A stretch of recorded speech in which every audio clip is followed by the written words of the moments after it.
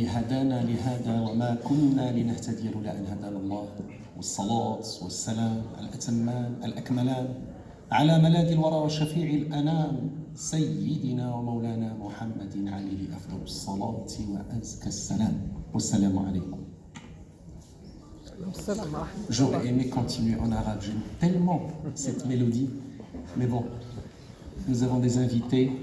Certainement ils vont ressentir le sens de l'arabe à travers le cœur. Oui. Merci Sidi Fouzi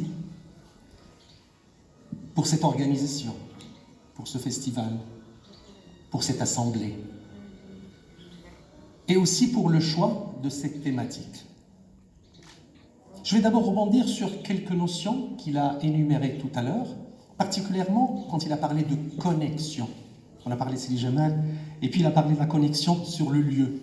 Eh bien, je peux vous assurer qu'on est profondément connecté parce que dans ce lieu, qui a été pendant des siècles une annexe de l'université Al-Qarawiyyin, ici, on enseignait l'exégèse du Coran à partir du Bahr al-Madid fi Sharh al-Qur'an al-Majid de Sidi Ahmed Najiba. C'est un livre qui était programmé, il était dans le programme d'enseignement théologique à l'université Al-Qarawiyyin. Et je dis hélas ou malheureusement, ce n'est plus le cas. Moi, je suis un produit de l'université marocaine en théologie. Et quand j'ai étudié les sciences du Coran et les sciences de l'exégèse, malheureusement, on omet toujours de parler de l'exégèse soufie. On nous parle des autres, c'est-à-dire des trois autres, parce qu'en général, il y a 4 manières de traiter l'exégèse. Il y a l'exégèse qu'on appelle jurisprudentielle, al-fiqhi, tafsir al-fiqhi, à travers lequel on étudie le licite, l'illicite, tout ce qui est légifération du Coran. Et puis, il y a une autre exégèse. C'est l'exégèse qu'on aborde à travers l'aspect littéraire. Et là, on peut énumérer, par exemple, Fidélia al-Qur'an, Sayyid Qutb. C'est une exégèse littéraire. Et puis, il y a une troisième exégèse ou une troisième approche qui est l'exégèse scientifique, où on énumère tous les aspects scientifiques contenus dans le Coran. Et le quatrième pilier, parce que généralement, on est toujours à travers 4 piliers, le quatrième, c'est l'exégèse soufie, où on parle de l'exégèse de l'allusion, al-ishara, al-tafsir al-ishari, ou al-tafsir al-soufi, ou al-tafsir al-dhawqi. Et là, on parle de gustative. Ou bien, on appelle aussi at-tafsir al-irfani. Vous savez, dans le savoir, il y a 3 niveaux. On a qu'al ilm. Et là, c'est le commun à tout le monde. Toute personne qui fait un effort d'étudier peut atteindre ce savoir, al-ilm. Et puis, un niveau supérieur, al-ma'rifa. Et puis, il y a un troisième, et celui-là, il n'est pas à la portée de tout le monde. Et c'est al-irfan. Al-irfan, il est d'ordre inspirationnel. Huwa ilhami. Et pourquoi aujourd'hui on ne l'enseigne plus? Parce que malheureusement, la quasi-majorité de nos universités sont aujourd'hui dirigées par des gens d'inspiration salafiste ou wahhabite et qui sont à l'opposé, ils sont contre justement tout ce qui est soufi. Je dis malheureusement. Alors que l'exégèse soufie est le fondement. Le premier qui a fait cette exégèse est le prophète sallallahu alayhi wa sallam. Donc, à chaque fois que sallallahu alayhi wa sallam recevait la révélation, il la transmettait et puis il l'expliquait. Et ça fait partie des 3 grandes fonctions des prophètes. C'est-à-dire les messagers avaient 3 fonctions essentielles ou 3 grandes responsabilités. La première, c'est la transmission. Ya ayyuha ar-rasul balligh ma uhiya ilayka min rabbika wa in lam taf'al fama ballaghta risalata. Ça, c'est un verset.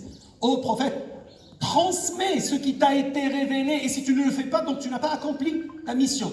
Ça, c'est la première responsabilité. Deuxième, c'est que quand il transmet, il doit expliquer.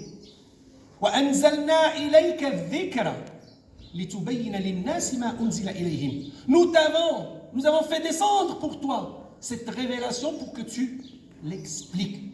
Parce que les gens peuvent recevoir, mais ils n'ont pas tous le même niveau. Ils n'ont pas tous les mêmes capacités intellectuelles pour pouvoir comprendre. Parce que la finalité de la révélation, c'est comprendre. Et puis il y a un troisième niveau de responsabilité des messagers, c'est traduire. Tout ce qu'ils ont reçu comme révélation et qu'ils ont expliqué, le traduire en acte, en comportement. Et c'est pour ça que dans le Coran, il lui dit لَقَدْ كَانَ لَكُمْ فِي رَسُولِ اللَّهِ إِسْوَةٌ حَسَنَةٌ. Vous avez eu en le prophète le parfait modèle à suivre. Et donc il ne se contentait pas seulement de transmettre ou d'expliquer, mais en même temps il le traduisait en acte, en comportement, pour que ça puisse être clair, compréhensible et à la portée de toute personne. Comme ça, nul ne peut dire « Je n'ai pas compris ton message au Seigneur. Je n'ai pas perçu ton message. Si je n'ai pas fait, c'est parce que je n'ai pas compris. » Non. Et ce qu'on appelle en arabe « Iqamatul hujja ». Je mets la preuve, j'ai la preuve que je t'ai transmis mon message, que je te l'ai expliqué et j'ai demandé à mes messagers de te le traduire en acte. Comme ça, tu ne peux pas renier. Le prophète sallallahu alayhi wa sallam faisait ce travail et donc il expliquait seulement l'exégèse soufie. Il ne l'adressait pas à tout le monde parce qu'elle n'était pas à la portée de tout le monde. Elle était à portée d'une minorité. Et tout à l'heure, Sidi Fouzi a parlé de cet échange entre Sidna sallallahu alayhi wa sallam avec Sidna Abu Bakr. Sidna Abu Bakr était parmi cette élite, parmi ce petit groupe de compagnons qui recevaient cette exégèse, ce message-là. Omar, radiallahu anhu, ne l'était pas. Il n'était pas dans ce groupe-là. Et il raconte une histoire. Il dit, un jour, je suis rentré à la mosquée et j'ai trouvé Abu Bakr et Ali en train d'échanger en langue arabe classique. Mais je n'ai rien compris de ce qu'il disait. وجدت أبا بكر وعلي يتكلمان بلغة عربية فصيحة ولم أفهم منها ولو كلمة واحدة. Je n'ai pas compris un seul mot parce qu'ils parlaient dans le irfan, parce qu'ils étaient à un troisième niveau qui ne lui était pas accessible. Un autre grand compagnon, Abu Huraira, il raconte, il dit, j'ai reçu, لقد تلقيت من حبيبي صلى الله عليه وسلم وعاءان من العلم. أما الأول فبلغته وما تركت منه شيئا وأما الثاني ولو بحت به لقطع مني هذا البلعوم. Il a dit, j'ai reçu de mon bien-aimé le prophète sallallahu alayhi wa sallam 2 compartiments ou 2 récipients de savoir. Quant au premier, je l'ai transmis intégralement. Alors que le deuxième, si j'avais juste énuméré une des notions qu'il contenait, on m'aurait tranché la gorge. Parce qu'il ne l'aurait pas compris et donc l'aurait interprété comme une hérésie. Et d'ailleurs, c'est arrivé à différentes étapes de notre histoire, de grands savants qui, parfois, avouaient certains secrets. Al-Hallaj, Al-Hussein Al-Hallaj, radiallahu anhu, certains grands savants, quand ils divulguaient certains secrets qui étaient mal perçus, mal compris et donc interprétés comme une hérésie, eh bien, on les tuait. Qu'est-ce qui est arrivé avec l'exégèse? C'est quand même un grand savoir qu'on ne pouvait pas garder. Eh bien, vous savez que le premier livre d'exégèse qui a été écrit était une exégèse soufie. Avant l'exégèse jurisprudentielle. Le premier livre d'exégèse jurisprudentielle, c'était Tabari. Il est mort en 310 de l'Hégire. Alors, bien avant, il y avait le grand savant Sahl Tasatturi ou Sahl Tastouri, qui est mort en 280 de l'Hégire et qui avait écrit un très beau livre sur l'exégèse soufie, Tafsir al-Qur'an al-Azim. Et l'ont suivi beaucoup d'autres grands savants. On connaît d'ailleurs beaucoup parmi eux. Je peux vous citer juste à quelques titres. D'ailleurs, j'ai consacré tout un chapitre. C'est un livre que j'ai écrit sur ce qu'il faut connaître du Coran. Et j'ai mis tout un chapitre sur l'exégèse. Et j'ai énuméré toutes les catégories d'exégèse. Et quand j'ai approché l'exégèse soufie, je l'ai expliqué et j'ai mis tous les livres qui ont été écrits. Il y a une vingtaine de livres qu'on connaît. Certains, bien sûr, ont été perdus. Quand on parle, par exemple, de l'exégèse de Sidi Muhyiddin ibn Arabi, radiallahu anhu, le grand maître, il a écrit une exégèse en 60 volumes. 60 volumes. Mais malheureusement, on l'a perdu. Parce que vous savez que c'était un grand savant qui a été persécuté de son vivant. Et même après son départ, il a été toujours exécuté. Parce qu'on ne l'a pas compris. Parce qu'il a parlé un langage du 3e niveau et qui n'était pas accessible à l'ensemble de la communauté, même savante. D'ailleurs, ses premiers adversaires, ou je dirais même ennemis, étaient les fuqaha, les jurisconsuls. Parce qu'ils n'avaient pas ce 3e niveau de compréhension pour pouvoir donc concevoir, comprendre, accéder à son savoir et donc en faire bon usage. J'ai dit tout à l'heure la connexion ici parce que les Marocains, à travers l'histoire, si je parle que des 12 siècles de l'université Al-Qarawiyyin où on est aujourd'hui, parce que c'est une grande annexe de la Qarawiyyin, dans ces 12 siècles, dans l'exégèse du Coran qui était enseignée, c'était l'exégèse soufie avec les autres exégèses. D'ailleurs, il y a une particularité que vous devez absolument connaître, c'est que tous les livres d'exégèse soufie comprennent une exégèse aussi littéraire et jurisprudentielle. Ils ne se contentent pas seulement de l'allusion, al-ishara. Non, ils vont au-delà de ce niveau-là. J'ai ramené avec moi un exemplaire d'Al-Bahr al-Madid. Ça, c'est le livre dont on parle aujourd'hui. Sidi Ahmed ibn Ajiba a fait cette exégèse en 6 volumes. Regardez comment il est, le livre. Moi, je donne un cours chaque vendredi à Casablanca sur l'exégèse du Coran. Et bien sûr, je me référence d'abord à ce livre-là. C'est ma 3e année.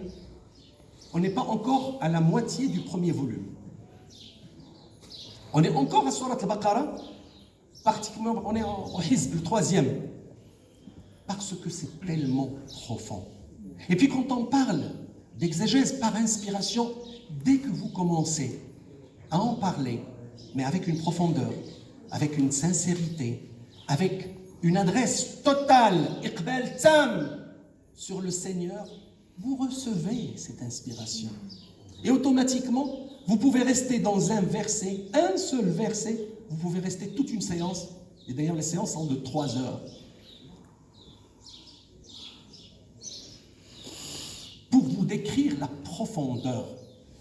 Sidi Ahmed ibn Ajiba, radiyallahu anhu, et comme l'a très très bien cité Sidi Ahmed al-Raysouni, Sidi Ahmed ibn Ajiba a vécu cette expérience. Avant d'arriver à cette révélation, à cette ouverture, arriver à cette consécration, moi j'appelle ça la consécration, parce que c'est un cheminement qui se termine par une consécration. Sidi Ahmed ibn Ajiba a fait ce cheminement. Et tous les grands soufis ont commencé leur cheminement par l'apprentissage ou par l'enseignement exotérique. Et dès qu'ils le terminent, à ce moment-là, ils passent à l'autre étape qui est l'enseignement ésotérique. Sidi Ahmed ibn Ajiba a fait ce cheminement, mais il a eu une épreuve, il a eu plusieurs épreuves dans sa vie. Et la première épreuve, c'est qu'avant de connaître le soufisme, il le dénigrait.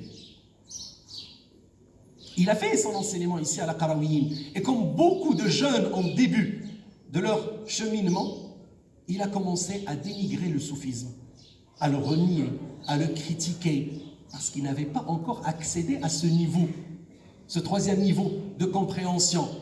Et dès qu'il a fait cette rencontre extraordinaire avec son maître, c'est Mohamed Bouzidi, qui est le disciple direct de Moulay al-Arabi al-Darqawi, et là il y a eu l'ouverture.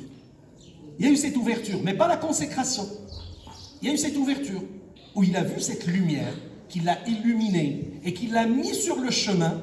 Et donc, il a commencé à cheminer à ce moment-là dans le niveau. Il était entre le 2e et le 3e niveau pour arriver à la consécration. Mais pour y arriver, il a dû subir une épreuve que n'a pas subi son collègue, parce qu'ils étaient 2 grands soufis sur le même cheminement et avec le même maître.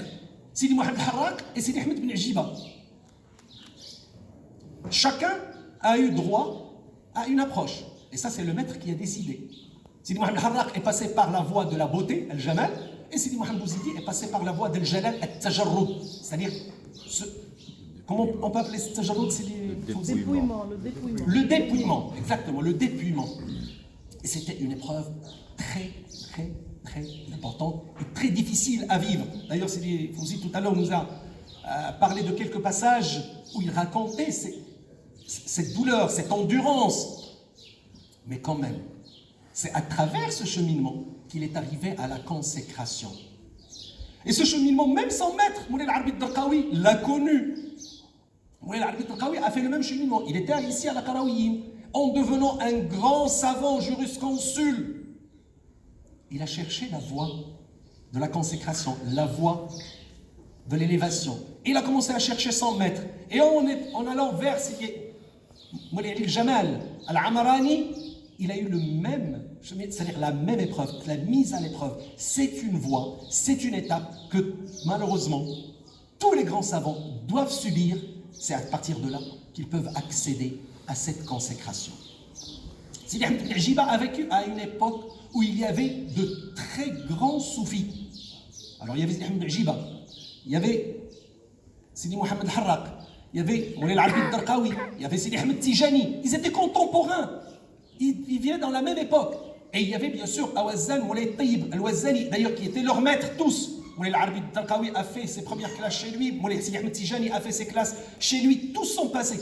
Et donc, dans cette consécration, dans cette agglomération de grands savants, il fallait s'illustrer. Sidi Ahmed ibn Ajiba a eu ce privilège d'associer l'ésotérisme avec l'exotérisme. Sidi Fouzi tout à l'heure a parlé de Sayyidi Abu Hamid al-Ghazali, qui est mort en 505 l'Hégire, 1111 de l'ère chrétienne. Tous ces grands savants avaient produit des livres, du savoir, mais qu'ils ont renié dès qu'ils ont accédé à la consécration parce qu'ils se sont rendus compte qu'ils avaient raté l'essentiel. Et donc ils avaient repris tout ce qu'ils avaient écrit et ils l'avaient réédité, mais avec une nouvelle approche, avec une nouvelle connaissance, avec une nouvelle ouverture. Sidi Ahmed Ajiba a parlé des 114 chapitres dans son livre, il y a les 114 chapitres. Par exemple, le volume 1, il contient 4 chapitres. Al-Fatiha, Surat al-Baqarah, Al-Imran ou Al-Nisa. Parce que ce sont les trois, Baqarah, Al-Imran, Nisa, ce sont les chapitres ou les sourates les plus longues du Coran. Surat al-Baqarah, c'est pratiquement 5 chapitres et un quart. 5 et un quart. Dans son approche, il y avait ce pragmatisme. Il énumère le verset. Immédiatement, il passe à l'explication littéraire. Les mots difficiles, les expressions difficiles, les comprendre dans la langue arabe. Qu'est-ce qu'il veut dire à travers ce mot-là? Et après, il passe à l'exégèse jurisprudentielle. Qu'est-ce qu'on peut tirer de ce texte, de ce verset, sur le plan jurisprudentiel? Et après, il s'étale dans l'approche soufi, dans l'exégèse soufi, en expliquant tous les signes, toutes les allusions qu'on peut détecter. Et là, on peut constater cette magnificence dans cette exégèse. Parce que qu'est-ce qu'il nous résume à la fin? Il nous dit, Allah subhanahu wa ta'ala dans le Saint-Coran, vous savez qu'il y a 6237 versets. 6237 versets. Il y a à peu près 300 versets qui sont légiférants. Mais pratiquement 6000 versets, ce sont des versets de guidance. Ce Coran vous guide vers l'excellence. Et donc, c'est à travers cette exégèse qu'il nous montre que le Coran, dans sa profondeur, dans son essence, est un livre qui appelle à la guidance vers le meilleur de soi-même. Et il nous dit, chaque texte, chaque mot, chaque verset du Coran s'adresse à nous directement. Mais il faut juste comprendre son sens et saisir son essence. Il nous interpelle. Il ne faut pas qu'on ait ce voile dont a parlé Sidi Fouzi, qui nous met juste devant c'est-à-dire le sens apparent. Non, il faut aller au-delà, c'est-à-dire lever ce voile et aller en profondeur et saisir ce message qui nous est adressé, ce message de pureté, ce message d'élévation, ce message d'amélioration, ce message de lutte contre soi-même, contre son ego, pour justement s'élever. Et en s'élevant, on saisit le vrai sens du Coran. Parce que finalement, quelle est la finalité du Coran? C'est de connaître l'émetteur.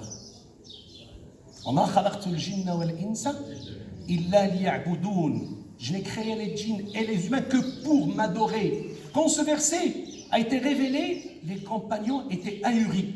Ils se sont dit, mais finalement, est-ce que notre vie va s'arrêter? On ne fera que de l'adoration du matin au soir, mais on a quand même des vies, on a des familles, on a des activités. Alors ils se sont adressés au cousin du prophète, Sayyidina Abdullah ibn Abbas.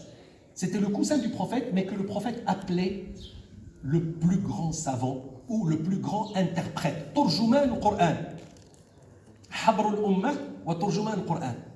Ils sont allés le voir, lui dit, ô cousin du prophète, est-ce que tu peux réellement nous expliquer le sens de ce verset? Parce qu'il est lourd à supporter. Il leur a dit, non. Le vrai sens, c'est que je n'ai créé les djinns et les humains que pour me connaître. Parce que si vous voulez m'adorer, il faut me connaître.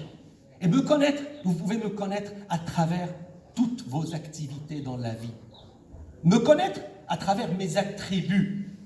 Et le sens du Coran, le sens que Sidi Ahmed Ben Ajiba a essayé à travers ce livre magnifique de nous transmettre, c'est que dans toutes les ayats, dans tous les chapitres et dans tous les mots, nous devons le connaître. Et ainsi, nous réalisons la vraie mission du croyant. Merci.